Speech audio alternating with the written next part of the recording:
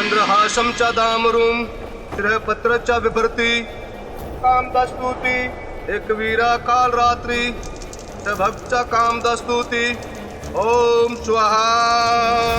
अरे अगर राजा भोज इस अनुष्ठान को करवाने में सफल हो गए और सक्तेश्वर को मटकी में बंद कर लिया तो वे मेरी परीक्षा में सफल हो जाएंगे।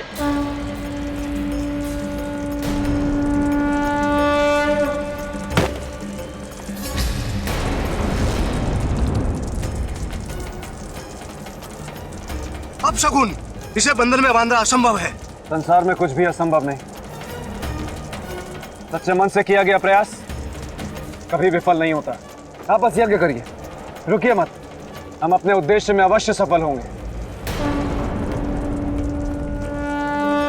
चंद्रहासं च दामरुं श्रेयपत्रं च बिभ्रति एकवीरा काल रात्रि। सक्तेश्वर अभी तक प्रकट क्यों नहीं हुआ?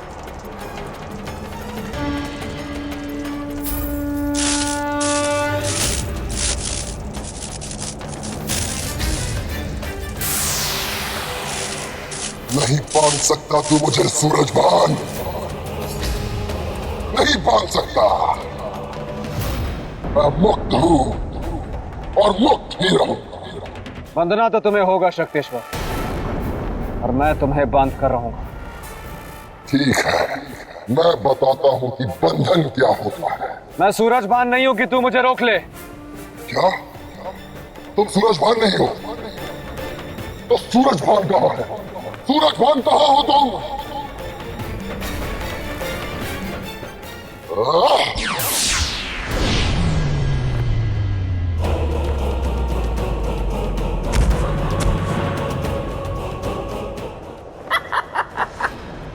सक्तेश्वर भी बेहद शक्तिशाली है, वो इतनी आसानी से काबू में आने वाला नहीं है। सक्तेश्वर को बांधने के लिए मुझे कुछ उपाय सोचना होगा।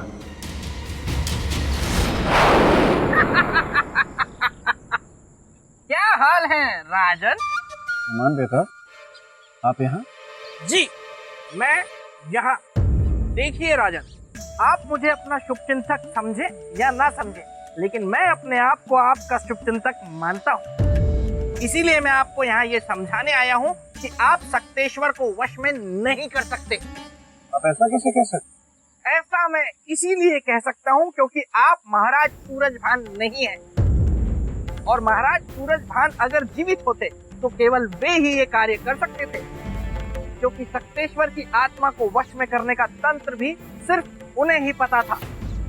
इसीलिए मैं कहता हूँ राजन कि हट छोड़िए, जिद का घड़ा फोड़िए और मान लीजिए कि आप हार चुके हैं और इस परीक्षा में असफल हो गए, और चलिए उज्जैनी लौट चलिए। नहीं श्रीमान बेटा, मैं आपको वचन देता हूं कि जब तक सक्तेश्वर को वश में ना कर लूं तब तक मैं चैन की सांस नहीं लूंगा। और अगर सांसें बची ही नहीं तो? ऐसा तो हो ही नहीं सकता। तो मैं अपने लक्ष्य तक न पहुंच और मेरी सांसें मेरे साथ छोड़ दें। देखिए राजन, जिद करके कोई फायदा नहीं है, इसीलिए जिद छोड़ दीजिए।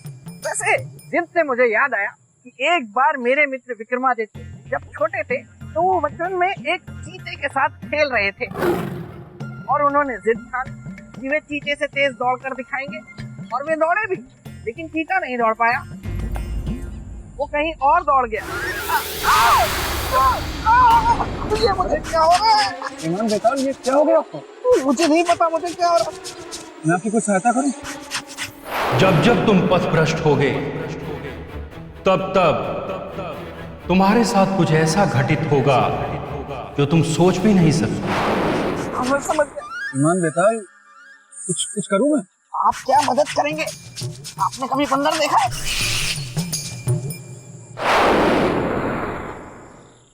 भेताल तो कह रहा था कि महाराज सूरजभान ही सक्तेश्वर को बांध सकते हैं। पर यह कैसे संभव है कि महाराज नहीं है तो यह कार्य होगा ही नहीं?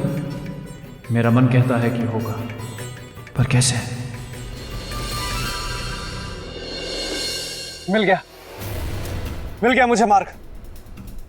यदि मैं भी सम्राट विक्रमादित्य के समान अपनी अंतरात्मा को महाराज सूरजभान के शरीर में स्थापित कर दूं तो यह कार्य हो जाएगा। यही उपाय है शक्तेश्वर को बंदी बनाने का। मैं यही करूंगा।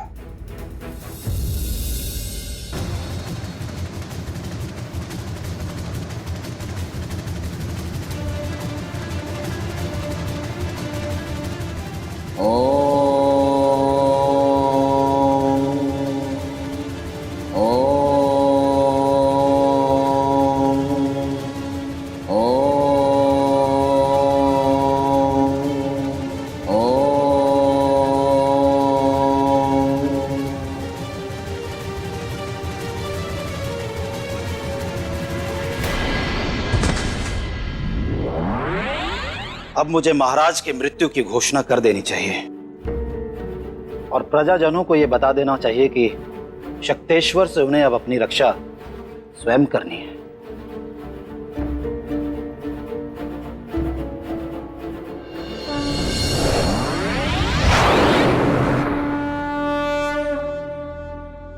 मंत्री जी, मंत्री जी, मंत्री जी।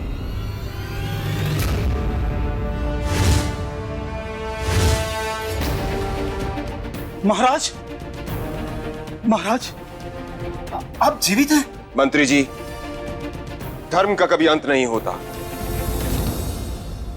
मेरे पुनर्जीवित होने का कारण उस पापी शक्तेश्वर का अंत है। तब तो महाराज शीघ्र ही उसका अंत कर दीजिए, अन्यथा वो इस राज्य को शमशान बना देगा। महाराज, उसका अंत होगा, अवश्य होगा।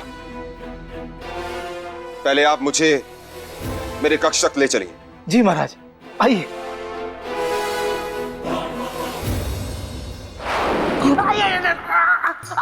मुझे बचाओ, इस खुजली से कोई मुझे बचाओ। यहाँ तो कांटा है। मेरा गोलू यहाँ होता तो कोई ना कोई रास्ता जरूर दिखा देता। गोलू, गोलू, गोलू, तुम यहाँ? गोलू, मुझे जल्दी से कोई रास्ता दिखाओ जिससे मेरी ये खुजली खत्म हो सके। क्या तुम्हारे पास भी कोई रास्ता नहीं है? तो मैं क्या करूंगा? हे ब्रह्मदेव, ये क्या कर दिया आपने? मैं भावनाओं में बह गया, इसलिए वो सब कर गया। अब मुझे माफ कर दीजिए ब्रह्मदेव। खुजली, खुजली।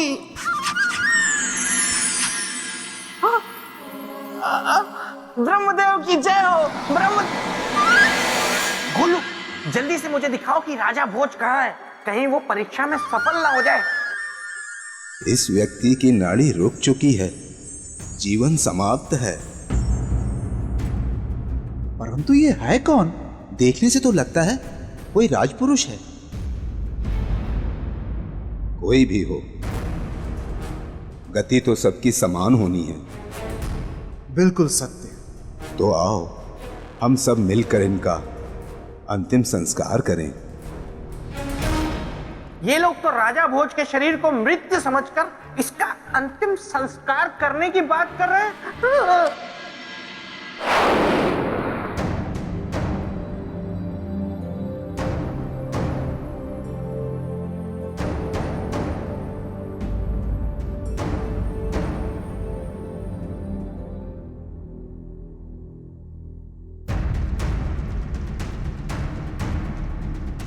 अब मुझे शक्तेश्वर को बंदी बनाने के उस सूत्र को खोजना होगा जो महाराजा सूरजभान के इस कक्ष में है।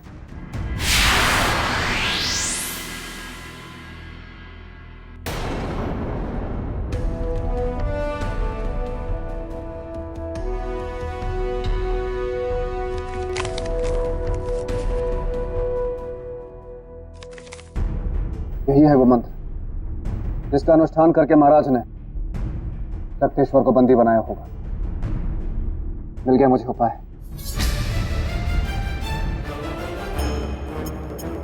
इस नक्शे में दर्शाया गया है एक गुफा को, जिसमें प्रवेश तो कर रहे हैं 2 लोग, लेकिन बाहर आ रहा है केवल 1। यही विधि होगी शक्तेश्वर को बंदी बनाने की। अब तो नहीं बचेगा शक्तेश्वर, नहीं बचेगा।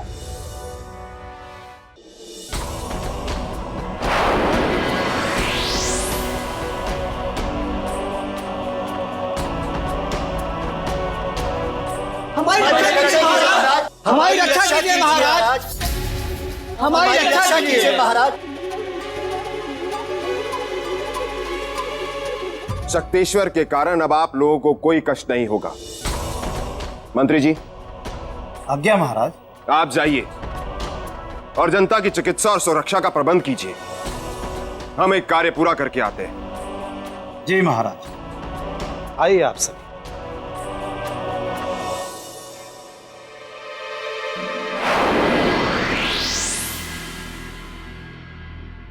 ये क्या हो रहा है मुझे, और क्यों हो रहा है?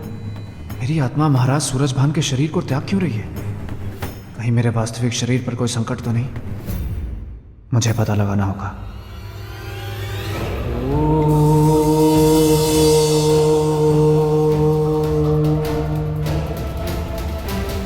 हमने आसपास के गांव में भी पता कर लिया है, कोई भी नहीं जानता इस राजपुरुष को। मेरे विचार से, वैदिक रीति से इसका अंतिम संस्कार अब शीघ्र ही कर दिया जाना चाहिए।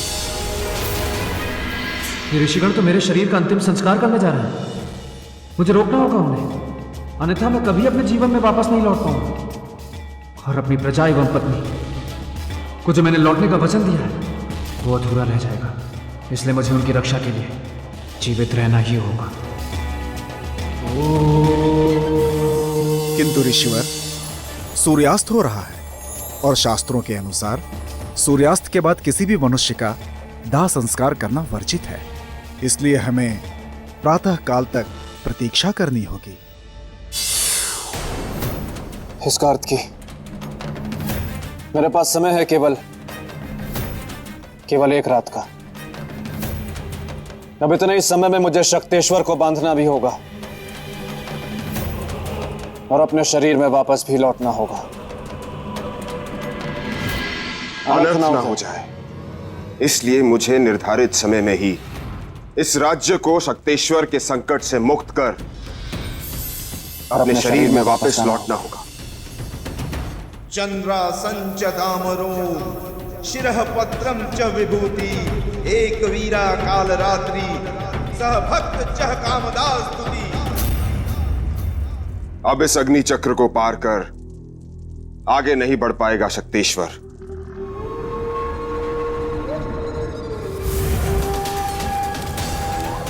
सूरजभान, मैं जानता हूं कि मुझे रोकने वाले तुम ही हो, किंतु अब तुम मुझे कभी नहीं रोक पाओगे, क्योंकि आज मैं तुम्हारा अंत कर दूंगा और तुम्हारे बंधन से सदा के लिए मुक्त हो जाऊंगा, सदा के लिए। चंद्रासंच दामरो शिरः पत्रम च विभूति एक वीरा काल रात्रि सह भक्त चह कामदास स्तुति। चंद्रासंच दामरो शिरः पत्रम च विभूति एक वीरा काल रात्रि सह भक्त चह कामदास स्तुति। मेरा सब कुछ, मेरा शरीर, मेरी शक्ति और मेरी स्वतंत्रता छीनने वाले सूरजभान, आज मैं तुझे जीवित नहीं छोड़ूंगा। शिरः पत्रम च विभूति एक वीरा काल रात्रि सह भक्त चह कामदास।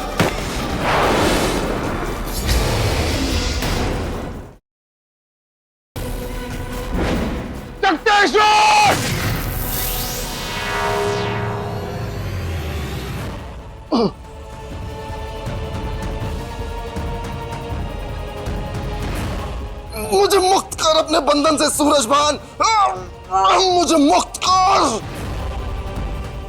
और लौटा दे मेरा मस्तक। नहीं शक्तेश्वर, तुम्हें मुक्त करने का अर्थ है सारे संसार को कष्ट में डालना, और रही बात तुम्हारा मस्तक देकर तुम्हें पूर्णता देने की, तो तुम अपना मस्तक स्वयं ले लो। इस कलश में है तुम्हारा मस्तक, पर एक शर्त है। कैसी शर्त? इस कलश को तुमने मुझसे पहले ले लिया तो तुम मुक्त, लेकिन यदि अगर इस कलश को मैंने तुमसे पहले ले लिया तो तुम हमेशा के लिए मेरे बंदी। बोलो, मंजूर है? मंजूर है। तो ठीक है।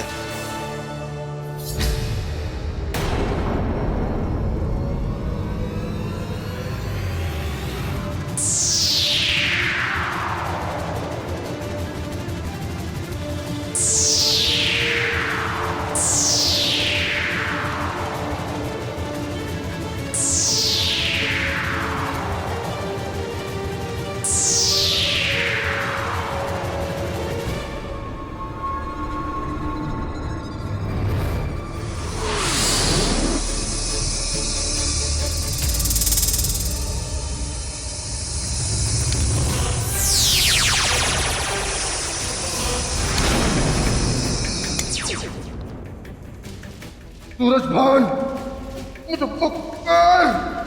ये छल है ये। नहीं, दुष्ट और पापी के साथ किया गया छल नहीं बल होता है। और आज हमने बल से तुम्हें अपना बंदी बना लिया है। अब तुम कभी मुक्त नहीं हो सकते, कभी भी नहीं।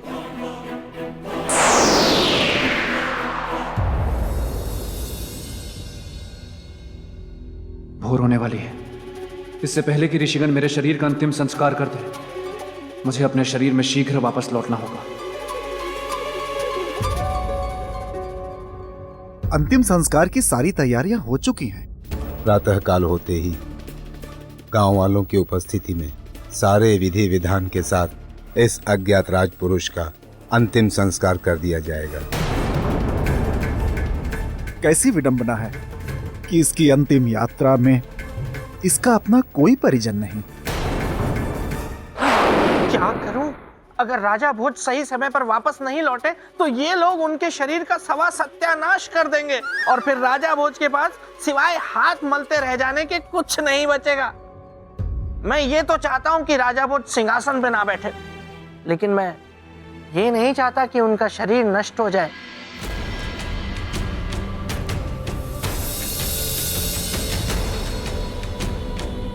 इस कक्ष से शक्तेश्वर की आत्मा कभी मुक्त नहीं हो पाएगी महाराज, क्योंकि यह कक्ष योग मंत्र से सिद्ध किया हुआ कक्ष है। महाराज, अब आप इस कलश को इस स्थान पर स्थापित कर दें।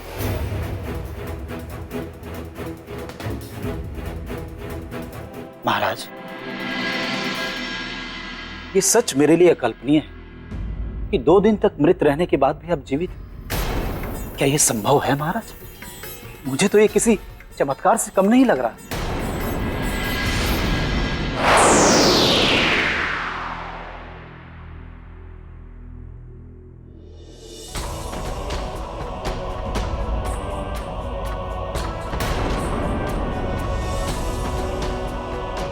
ना ही ये कोई चमत्कार है, ना ही ये कोई माया। ये तो बस महाकाल का आशीर्वाद ही है कि मैं अपनी योग शक्ति के द्वारा अपनी आत्मा को महाराज के शरीर में प्रवेश करा के उन्हें जीवित कर पाया। लेकिन आपने ऐसा किया क्यों? विनाशकारी शक्तेश्वर के उत्पात को रोकना। धन्य आप राजन, जो प्रजा की भलाई के लिए आपने अपने जीवन को दांव पर लगा दिया। मंत्री जी, अब मुझे आज्ञा दीजिए। नहीं, मैं आपको जाने नहीं दूंगा। ये आप क्या कह रहे हैं मंत्री जी? मेरा वहां जाना अत्यंत आवश्यक है। यदि मैं वहां वापस नहीं गया तो जीवित नहीं बचूंगा। मेरा शरीर पंच तत्वों में विलीन हो जाएगा। महाराज, है कहीं आपके जाने के बाद और महाराज के पार्थिव शरीर के पंच तत्व में मिलने के बाद यदि शक्तेश्वर मुक्त हो गया तो, और यदि वो मुक्त हो गया तो फिर से वही हाहाकार मच जाएगा पूरे राज्य में। महाराज, प्रजा की भलाई के लिए आपको यहीं रुकना होगा, महाराज के शरीर में। ये तो आपने मुझे बहुत बड़ी समस्या के भंवर में डाल दिया। यदि मैं जाता हूं तो शक्तेश्वर फिर से मुक्त हो जाएगा। यदि मैं रुकता हूं तो मेरा अंत हो जाएगा।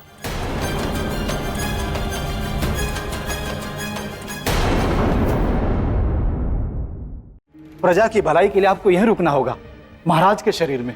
ये तो आपने मुझे बहुत बड़ी समस्या के भंवर में डाल दिया है। यदि मैं जाता हूं तो शक्तेश्वर फिर से मुक्त हो जाएगा।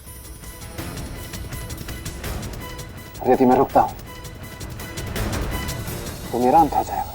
कोई ऐसा मार्ग निकालिए जिससे किसी का भी अहित ना हो। अब तो एक ही मार्ग है कि शक्तेश्वर की आत्मा को सदा के लिए इस धरती से समाप्त कर दिया जाए। जो वश में नहीं आ रहा वो समाप्त कैसे होगा राजन? संभव है मंत्री जी, पर उसके लिए आपको मुझे उपाय बताना पड़ेगा। कोई ऐसी विधि जिसकी चर्चा महाराज ने कभी आपसे की।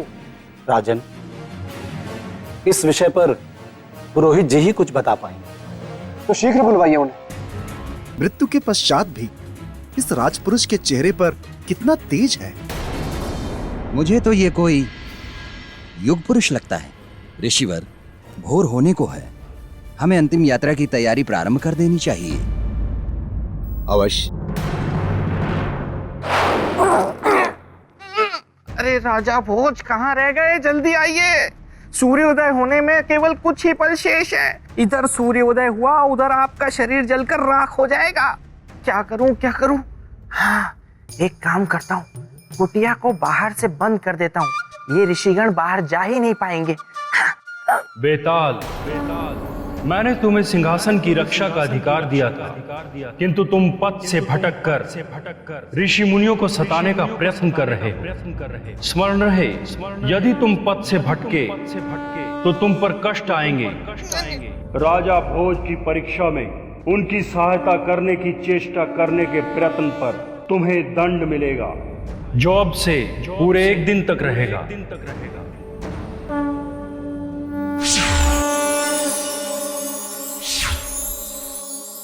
अब क्या किया इन्होंने? हैं? मेरी आवाज, ब्रह्मदेव, मेरी आवाज को क्या बना दिया? महाराज, मृत आत्माओं से मुक्ति पाने का एक ही मार्ग है, पिंडदान, क्योंकि इससे उन्हें पितृलोक में स्थान प्राप्त हो जाता है। किंतु शक्तेश्वर के विषय में यह विधि उपयोगी नहीं है। क्यों पुरोहित जी? क्योंकि पिंडदान से उस आत्मा की मुक्ति और तृप्ति होती है जिसकी मृत्यु आयु के पूरे होने के बाद होती है, किंतु शक्तेश्वर की मृत्यु अकाल मृत्यु है। ऐसे व्यक्ति की आत्मा को पितृलोक में स्थान प्राप्त नहीं होता। पुरोहित जी, क्या ऐसी आत्माओं की शांति के लिए हमारे शास्त्रों में कोई विधान नहीं है? एक विधि है। क्या है वह विधि? शीघ्र बताइए। यदि कोई योगी पुरुष यज्ञ करके पितरों के देवता आर्यमा को प्रसन्न कर ले तथा शक्तेश्वर की आत्मा को पितृलोक में स्थान दे दें, वो इस समस्या का हल है। अन्यथा पुरोहित जी, यदि यह उपाय समस्या का समाधान है तो हम उन्हें अवश्य प्रसन्न करेंगे। आप पिंडदान की तैयारी शुरू कीजिए पुरोहित जी।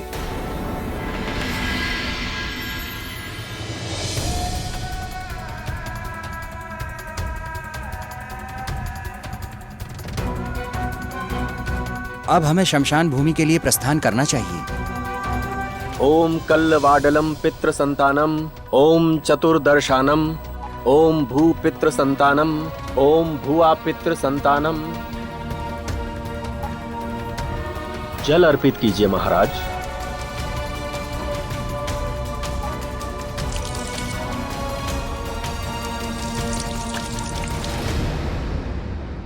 महाराज, पिंडदान हो गया। पुरोहित जी, अब इसके आगे? जिस पितृलोक में पुनर्जन्म से पहले हमारे पूर्वजों की आत्मा वास करती है और अपने वंशज के दान पुण्य से उनकी तृप्ति होती है, उस लोक के मुख्य देवता आर्यमा के आशीर्वाद की हमें प्रतीक्षा करनी होगी। हमें कैसे पता चलेगा कि देव आर्यमा हमारे इस पिंडदान से प्रसन्न हुए हैं? जब कौवे आकर इन पिंडों को ग्रहण करेंगे, तब हमें ये ज्ञात हो जाएगा कि वे प्रसन्न हुए। कौवे क्यों पुरोहित जी? क्योंकि कौवे पितृ के और उनका पिंड ग्रहण करना पितरों की तृप्ति का प्रतीक है, इसलिए उनका इन पिंडों को ग्रहण करना अनिवार्य है, जो ये प्रमाणित कर देगा कि देव आर्यमा इस विधान से प्रसन्न है। राम नाम सत्य है, राम नाम सत्य है, राम नाम सत्य है, राम नाम सत्य है।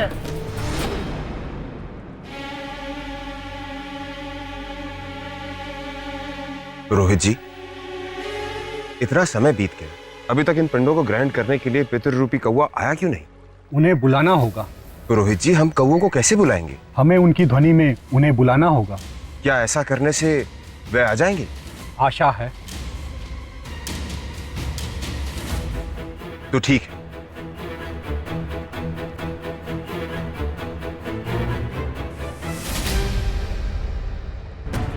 काव काव काव काव काव। राम नाम सत्य है, राम नाम सत्य है, राम नाम सत्य है। काव काव काव काव काव।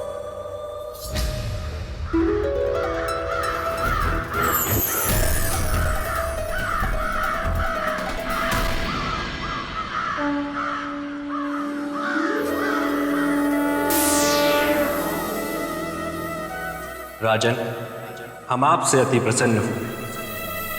बताइए, हम आपके लिए क्या कर सकते हैं? हे देव आर्यमा, इस कलश में एक अतृप्त आत्मा है। इसे अपने पितृलोक में स्थान दे ताकि पृथ्वीवासी इसकी यातना का शिकार ना बने। राजन, संसार के कल्याण हेतु हमें इस आत्मा को अपने पितृलोक में स्थान अवश्य दें।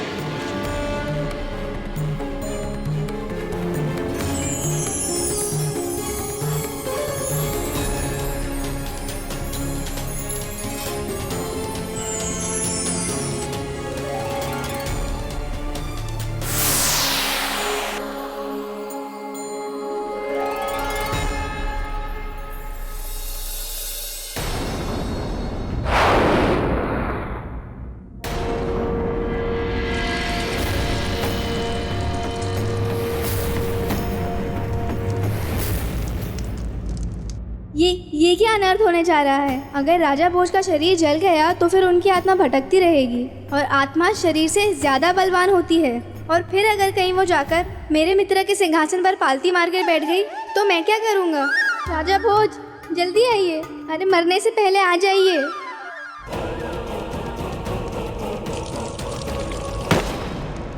अब मुझे आज्ञा दें। राजन, ये राज्य सदा आपका आभारी रहेगा। इसमें आभार कैसा मंत्री जी?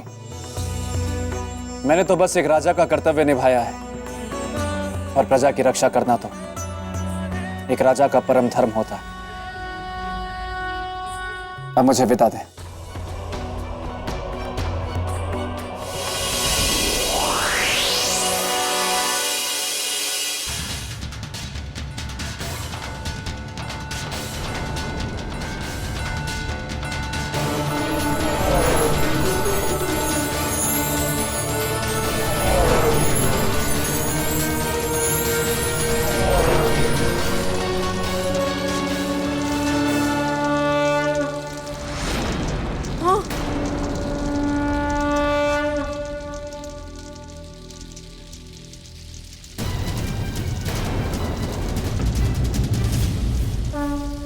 ऋषिवर, मुझे क्षमा करें। मेरी वजह से आप सभी को कष्ट हुआ। परंतु सच यह है कि वास्तव में मैं मृत नहीं था, बल्कि अपनी योग शक्ति से अपनी आत्मा को अपने शरीर से कुछ देर के लिए अलग किया था, किसी उद्देश्य के लिए। वत्स, मुखमंडल से संदेह तो था, किंतु जीवन का संकेत ना होने के कारण हमने शरीर का अंतिम संस्कार करना उचित समझा। किंतु शुभ ये हुआ कि तुम समय से पहले आ गए। जानता हूं, वरना अनर्थ हो जाता।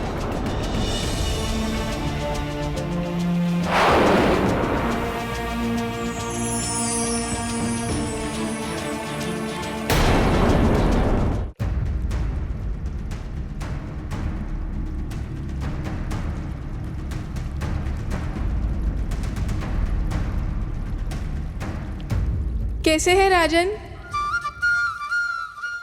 श्रीमान बेताल, भला ये कैसा स्वांग है?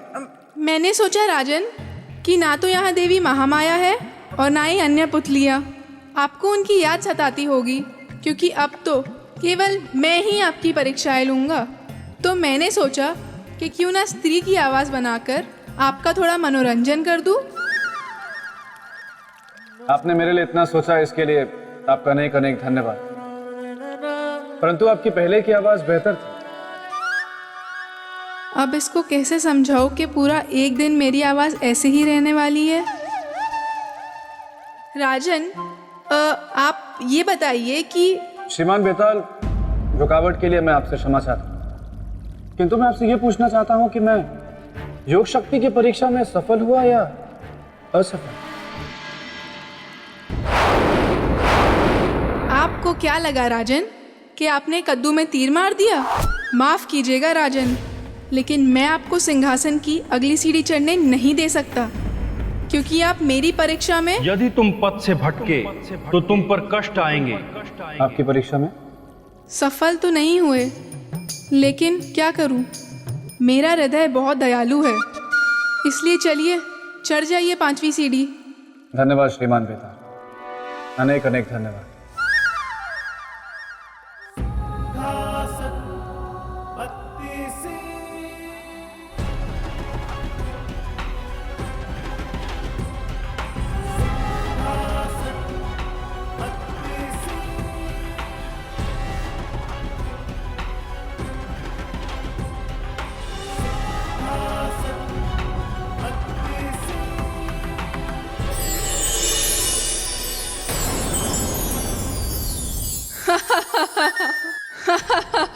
राजन, आपको क्या लगा कि आप फुर्र से सारी सीढ़ियां चढ़ जाएंगे और सिंहासन की तरफ बढ़ जाएंगे? नहीं राजन नहीं, मैं हूं बेताल, जो गलने नहीं देगा आपकी दाल। अगर आपको सिंहासन की तरफ बढ़ना है तो पहले आपको परोपकार की परीक्षा देनी पड़ेगी। परोपकार की परीक्षा? परंतु त्याग की परीक्षा तो मैं दे चुका, फिर ये परोपकार की परीक्षा क्या? राजन, या तो आप भोले हैं या भोलेपन का नाटक करते हैं।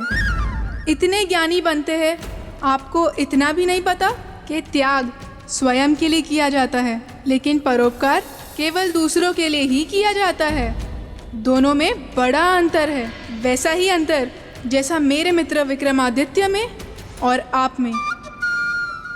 एक राई और दूसरा पर्वत, एक साधारण पानी और दूसरा शरबत।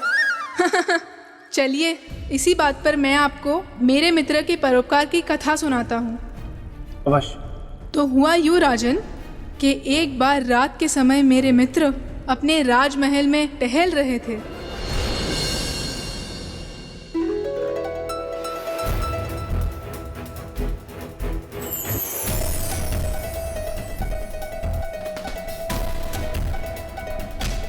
हर घर में प्रकाश फैलाने वाली है बातिया। धन्य है आप, हर घर की खबर रखती है। हम सम्राट होकर भी नहीं रख पाते।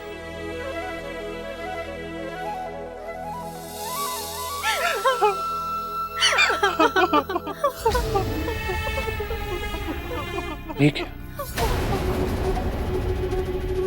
ये तो बातिया रो क्यों रही? क्या दुख है इन्हें? इस घर की है ये बातिया। लगता है जिस घर की है उस पे या तो कोई विपत्ति है या फिर कोई विपदा आने वाली है। हमें पता लगाना होगा कि ये रो क्यों रही है।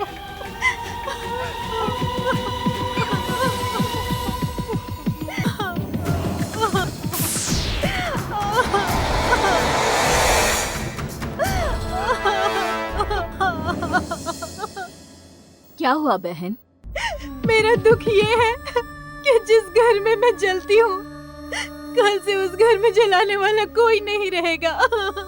क्यों बहन? क्योंकि मेरे घर में केवल 2 जन हैं, एक अंधी माँ और उनका इकलौता बेटा, बस। 2 जन तो है, फिर क्यों रोती हो? क्योंकि कल से 2 जन नहीं रहेंगे, कल उसके बेटे की मृत्यु हो जाएगी। और बहन, मेरा दुख ये है कि मेरे राजा ने बिना कारण जाने उस घर के बेटे को मारने का आदेश दिया है।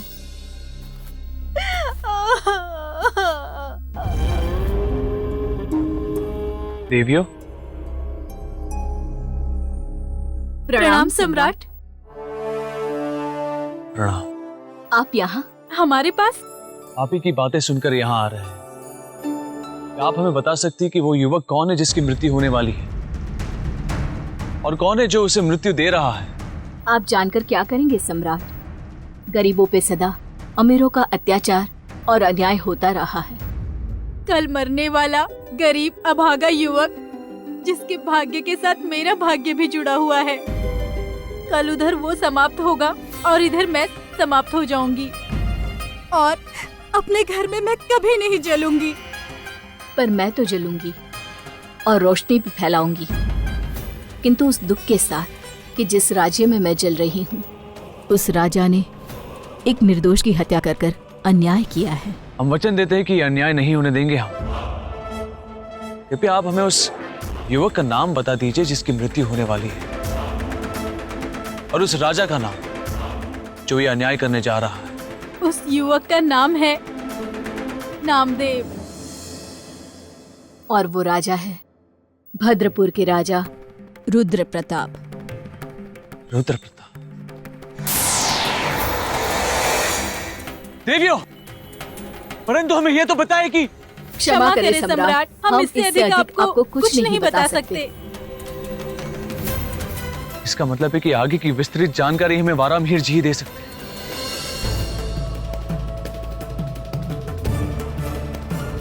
ग्रहों के योग से तो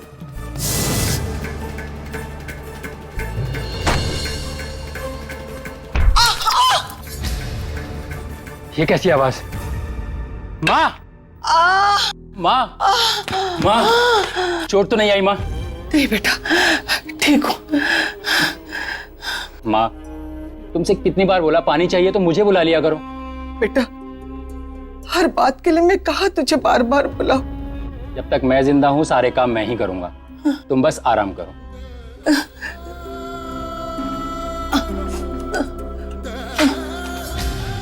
क्या बात है वारामिहिर जी, आप कुछ कहते कहते रुक गए। जब साक्षात काल हो तो मैं क्या कहूं सम्राट? इसका मतलब? इसका मतलब उसके ऊपर मृत्यु योग चल रहा है सम्राट, उसका बचना कठिन है। और क्या है उस युवक की कुंडली में वारामिहिर जी? वो अभी तक अविवाहित होगा। उसके पिता की मृत्यु बचपन में ही हो गई होगी। उसके साथ उसकी माता होगी जो नेत्रहीन होगी। अब कुछ आराम मिला? हाँ बेटा, चुक चुक जियो मेरे लाल, चुक चुक जियो। बहुत कष्टमय समय है और इसी कष्ट में उस लड़के की मृत्यु हो जाएगी। तत्पश्चात उसकी माता, उसकी भी मृत्यु हो जाएगी। इसका अर्थ है कि एक ही घर में दो दो मृत्यु हम ऐसा नहीं होने देंगे वारामिहिर जी। अब तो ईश्वर मेरी एक अंतिम इच्छा पूरी कर दे बस। वो क्या माँ? कि जब मैं प्राण त्याग दूं तो तू मेरे पास रहे। जा माँ, मैं तुझसे बात नहीं करता। हर समय मुझे छोड़ के जाने की बात करती है। अरे बेटा, गुस्सा हो गया ना बेटा, आ बैठ मेरे पास, बैठ बैठ। वारामिहिर जी, हमें ये बताइए कि काल के आने की दिशा क्या होगी? सम्राट, आप अटल को रोकना चाहते हैं? नहीं, मृत्यु के रूप में अन्याय और धर्म को रोकेंगे। आप केवल हमें यह बताएं कि काल के आने की दिशा क्या होगी, हम उसे पहचानेंगे कैसे? सम्राट, काल की दिशा तो दक्षिण है और वो उसी दिशा में वास करता है। रही बात रूप की, तो उसके बारे में कुछ भी कहना कठिन है। बस उसके आने और उसकी उपस्थिति की अनुभूति कर सकता है।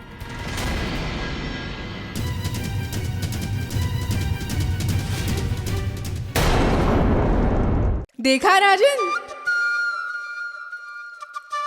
देखा आपने कितने परोपकारी थे मेरे मित्र विक्रमादित्य। उन्हें क्या लेना देना कोई जिए या मरे, लेकिन नहीं, परोपकारी जो ठहरे इसीलिए पराई आग में कूद पड़े और निश्चय कर लिया, और वो नामदेव को पचाकर ही रहेंगे और निकलने की तैयारी कर ली।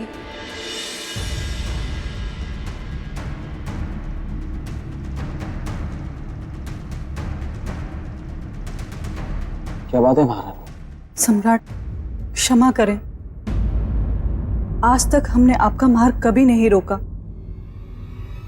किंतु आज रोकेंगे। हम आपको काल को रोकने नहीं जाने देंगे। आप क्या कह रही हैं? वही जो एक सुहागन स्त्री को कहना चाहिए।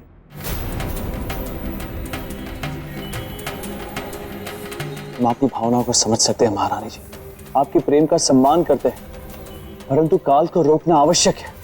यदि नहीं रोका तो एक निर्दोष युवक ही नहीं मरेगा, परंतु उसके साथ उसकी अंधी मां की भी मृत्यु हो जाएगी, जिसकी सारी कामना अपने पुत्र के साथ जुड़ी हुई। किंतु आप पर कोई संकट आए, हम ये भी तो सहन नहीं कर सकते सम्राट। हमारे साथ जो होगा जो नहीं होगा ये भविष्य की बात है, परंतु मां और बेटे के साथ जो हो रहा है वो वर्तमान में हो रहा है, और वर्तमान को सुधारना हमारे लिए अधिक आवश्यक है। अब आप ही बताइए महारानी, हम क्या करें? आप ही निर्णय लीजिए। हमारी शुभकामनाएं आपके साथ हैं।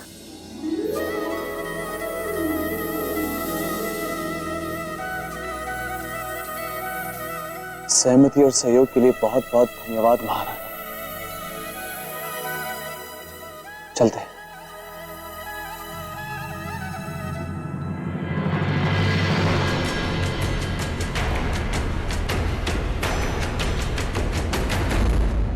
हम भी चाहते हैं कि आपके हाथों उस निर्दोष युवक की जान बचे, पर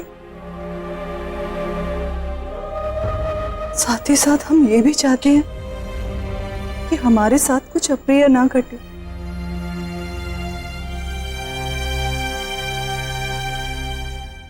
माँ, मैंने भोजन और पानी की व्यवस्था कर दी है। आप समय से भोजन कर लेना, मैं नौकरी पे जा रहा हूँ। बेटा, आज तो नौकरी पर मत जा। क्यों माँ? क्या हुआ माँ? तुम रो क्यों रही हो? कोई पीड़ा है? कल रात को मैंने एक बुरा सपना देखा। तू नौकरी पर जाएगा, वापस कभी नहीं आएगा। माँ, सपने सच थोड़ी ना होते हैं, ये तो व्यक्ति के दिमाग में आते रहते हैं। तू हमेशा मेरे बारे में सोचती रहती है ना, इसलिए। अच्छा ठीक है, मैं आज नहीं जाता, यहीं पर रहूंगा। अब खुश? मेरा प्यारा बेटा।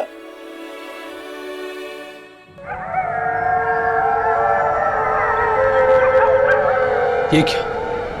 दिन में सियार के रोने की आवाज।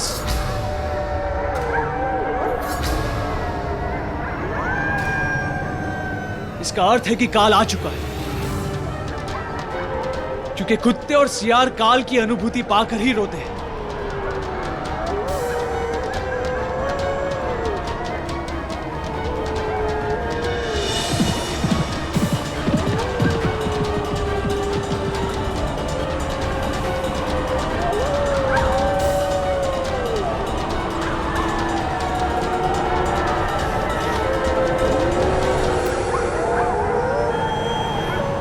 सियार के रोने की आवाज इसी दिशा से आ रही है। इसका अर्थ यह है कि काल भी इसी दिशा से आया होगा। हमें इसी दिशा में जाना चाहिए।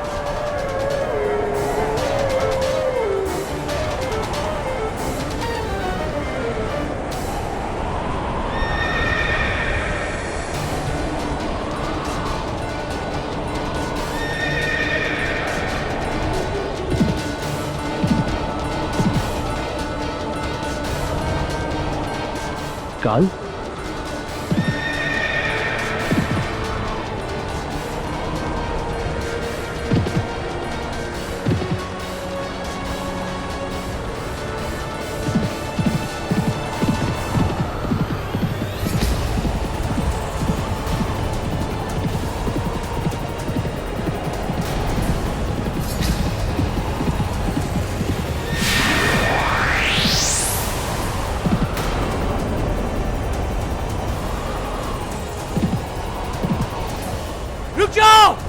रुक जाओ काल!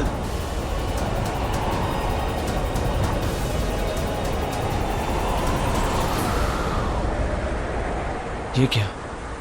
काल के शरीर का तो केवल भ्रम हुआ। हम तो उसे छू भी नहीं पाए। वो आया और तेजी से चला गया। क्या हुआ राजा भोज? इतनी हैरानी किस बात पर? बेटा, मुझे हैरानी इस बात की कि काल सम्राट विक्रमादित्य के सामने से निकल गया और सम्राट विक्रमादित्य उसे रोक भी नहीं पाए। हाँ, आप होते तो उसे चुटकी बजाकर रोक लेते या पकड़ लेते। राजन, वो काल था। काल का ना कोई रूप होता है और ना कोई स्वरूप। वो होता है हवा, और हवा को कोई कैसे पकड़ सकता है? अगर सम्राट विक्रमादित्य काल को पकड़ ही नहीं पाए तो नामदेव की रक्षा कैसे की होगी उन्होंने बेटा? इसीलिए तो मैं कहता हूँ राजन कि संसार के समस्त राजा एक तरफ और मेरा मित्र विक्रमादित्य एक तरफ। अगर वो काल था तो उसके सामने उसका काल था, यानी सम्राट विक्रमादित्य, मेरे मित्र। और इसके बाद जो हुआ राजन, वो बहुत ही मजेदार और कौतूहल से भरा हुआ था।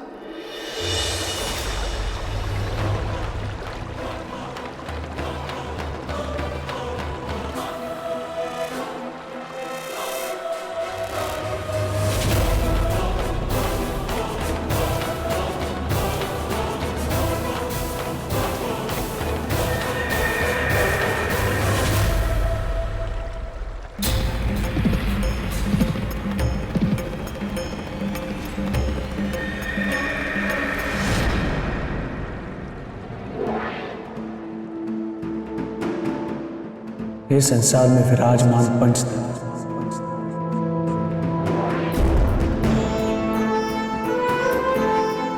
पवित्र जल, वायु, अग्नि, पृथ्वी और आकाश,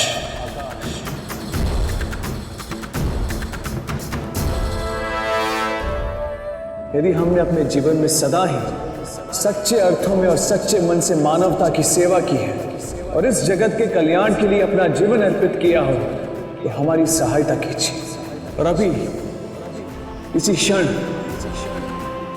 काल को एक शरीर प्रदान कीजिए।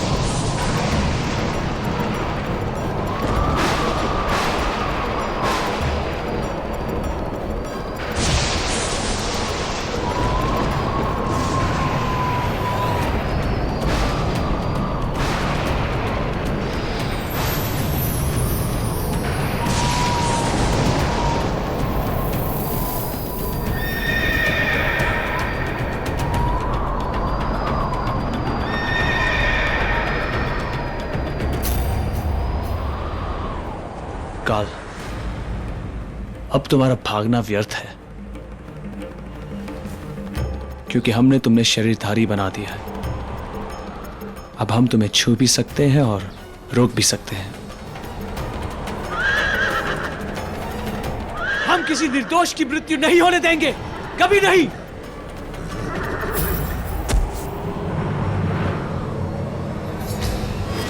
काल, देखता हूं कब तक और कहां तक भागते हो तुम। रुक जाओ काल। आचार्य जी, हम अभी तक इस चिंता से नहीं उभर पा रहे हैं कि सम्राट ने काल को रोकने का निर्णय लिया, तो आखिर क्यों लिया? एक सम्राट के तौर पर उनका यह निर्णय लेना धर्म था, क्योंकि एक निर्दोष के जीवन की रक्षा करना एक राजा का परम कर्तव्य होता है महारानी। हम मानते हैं आचार्य जी, हम मानते हैं कि जीवन रक्षा एक राजा का धर्म होता है, कर्तव्य होता है, और काल को रोककर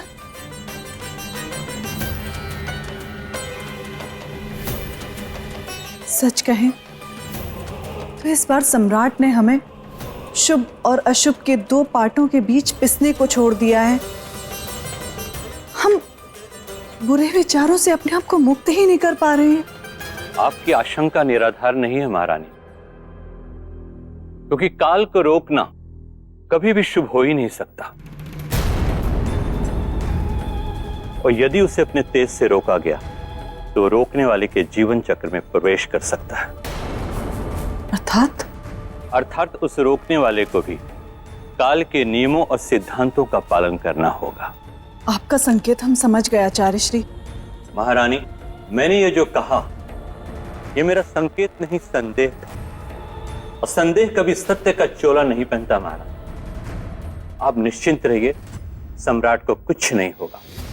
उनका तेज, उनकी शक्ति काल पर भी विजय प्राप्त करेगी। हमें विश्वास है कि सम्राट काल को अवश्य जीत लेंगे, किंतु फिर भी एक बार सम्राट की कुंडली देखकर आप हमें उनका भविष्य बताएं, अभी और इसी क्षण।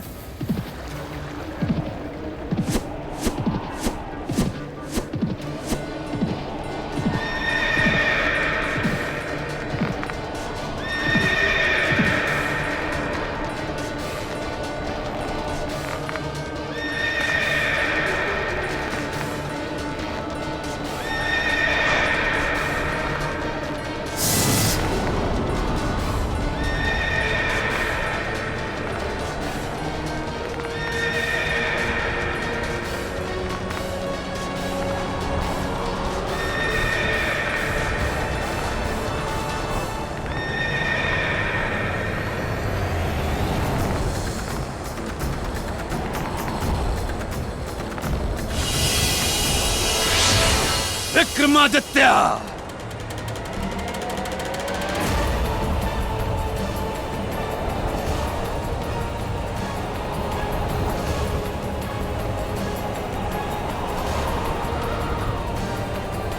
तुम्हारा ये दुस्साहस, तूने काल को रोकने की कोशिश की, उसके मार्ग में तुम बाधा बने, तुम्हें इसका दंड मिलेगा, कठोर दंड। तो राजन, अगर आप मेरे मित्र की जगह होते तो क्या काल को ऐसे पकड़ सकते थे? नहीं नहीं नहीं नहीं, उत्तर मत दीजिएगा, क्योंकि मेरा ये प्रश्न ही गलत है। आप मेरे मित्र की जगह कैसे हो सकते? हो ही नहीं सकते।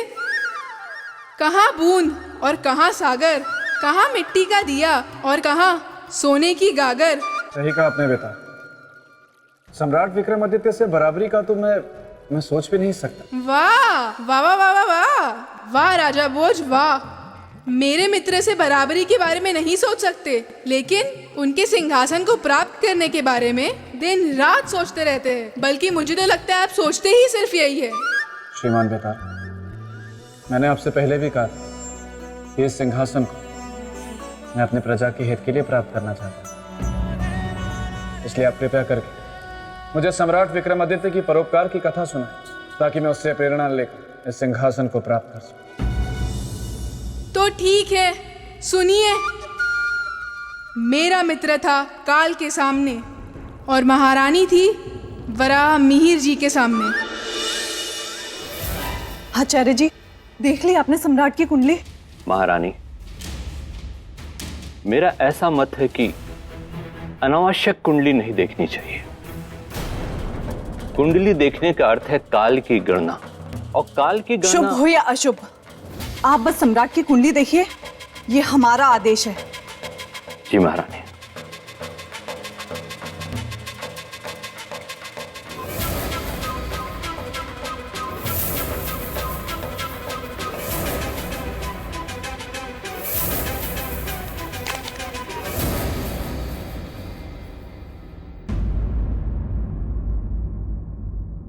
आचार्य जी, क्या बोल रही है सम्राट की कुंडली?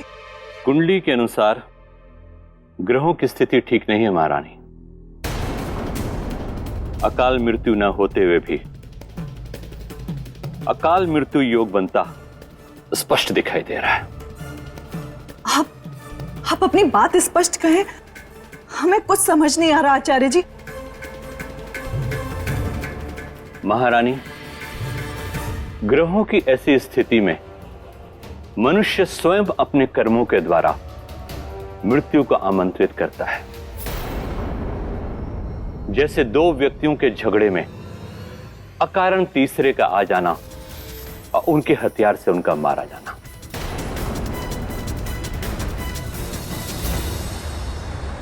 नहीं काल, नहीं, हमारे जीवित तुम उस निर्दोष मनुष्य की मृत्यु नहीं कर सकते, कभी नहीं।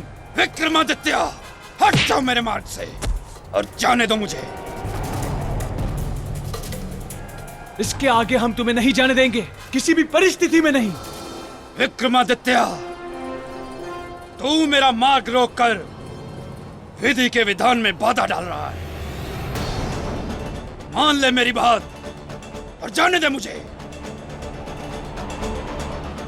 परोपकार के हट में तू अपनी अकाल मृत्यु बुला रहा है। मृत्यु का भय नहीं है हमें। ओ, तो तू मरना चाहता है?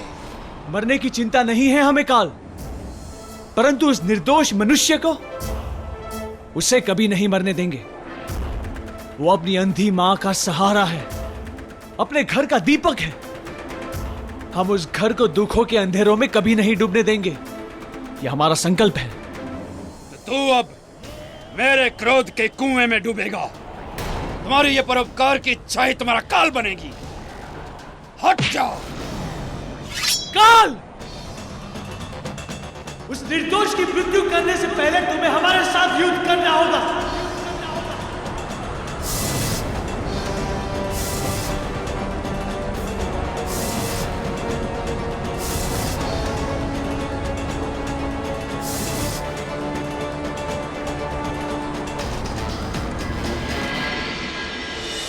श्रीमान बेताल, यह संसार की सबसे रोचक और अभूतपूर्व घटना थी जब सम्राट और काल आमने सामने। फिर आगे क्या? फिर वो दोनों सो गए। सो गए? आप भी ना राजन बड़े ही अजीब अजीब प्रश्न करते हैं। जब मेरे मित्र ने काल को युद्ध के लिए ललकारा था तो दोनों के बीच युद्ध ही हुआ होगा ना। कोई उन्होंने मिलकर नृत्य तो किया नहीं होगा। फिर हुआ दोनों में युद्ध, वो भी भयंकर।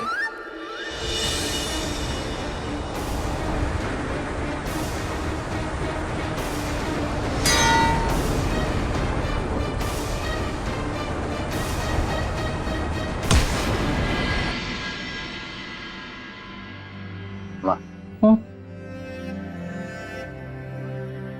बेटा, मेरा पेट भर गया। अच्छा माँ, अब तुम आराम करो, मैं चलूंगा। क्यों बेटा, और थोड़ी देर मेरे पास नहीं रुक सकता? माँ, पहले ही बहुत देर हो चुकी है। महारानी जी मंदिर जाने के लिए मेरी प्रतीक्षा कर रही होंगी। ठीक है बेटा, चलो माँ, तुम आराम करो।